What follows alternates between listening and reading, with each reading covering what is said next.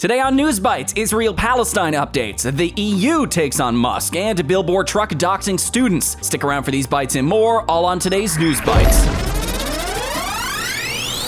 Okay, real fast, in Israel, more than 1,200 people are dead and 2,900 others injured, where in Gaza, at least 1,530 people are dead and another 6,600 injured. Gaza ran out of fuel for power last night, with the Israeli blockade continuing for the foreseeable future. Israel soon plans to respond to Hamas's attacks, some say either tomorrow or Saturday, with a full-out assault on Gaza. All right, here's the story. The EU has launched a formal probe into X under the new Digital Services Act. The first DSA probe ever follows concerns over disinformation and illegal content related to the Israel-Hamas war. X must answer questions from EU officials by next week. Failure to fully comply could result in fines of up to 5% of X's daily global revenue. Publicly, EU Commissioner Brenton previously warned Elon to address the European complaints or face consequences. Ex-CEO Linda Yaccarino responded, saying that it's in the public interest to cover these events.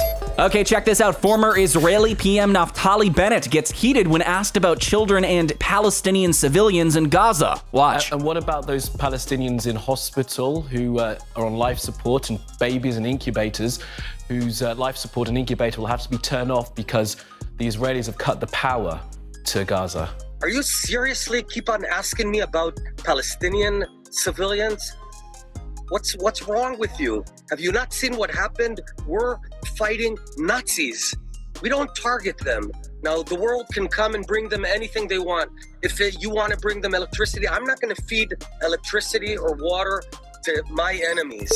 Okay, here's the latest. The 26th Marine Expeditionary Unit capable of special ops departed a Kuwait exercise early. Its early departure suggests a possible role responding to the Israel-Hamas war. The unit left due to emerging events. Days after the Hamas attack on Israel, Hamas allegedly holds an unknown number of U.S. citizens hostage in Gaza. The 26th has about 2,400 Marines and sailors trained for crisis response and special ops. This comes as DeSantis today signs an executive order authorizing planes to evacuate stranded Floridians in Israel, with hundreds of U.S. families stranded after airlines canceled Israeli flights. Some traveled for the Jewish holiday of Sukkot before Hamas's attack. All right, in case you missed it, the U.S. admits funding to Ukraine is not indefinite and may come to a drawdown soon. This comes as Zelensky appeals to the West to not forget about Ukraine amid the new Israeli-Hamasi war. Take a listen. We have existing authorities and appropriations to support Israel in the near term.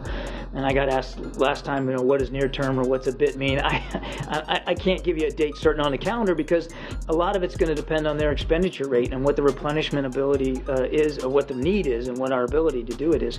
But you don't want to be trying to bake in long-term support when you're at the end of the rope. And in Ukraine, on the Ukraine funding, we're coming near to the end of the rope. I mean, today we announced $200 million, and we'll keep that aid going as long as we can, but it's not going to be indefinite.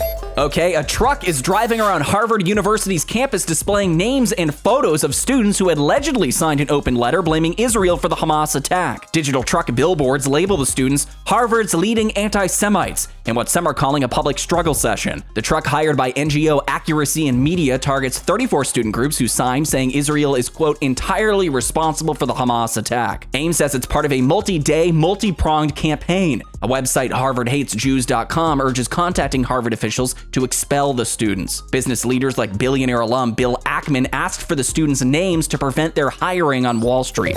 Those are today's bites, which are on our website at Disclose.tv. Subscribe and leave those comments below.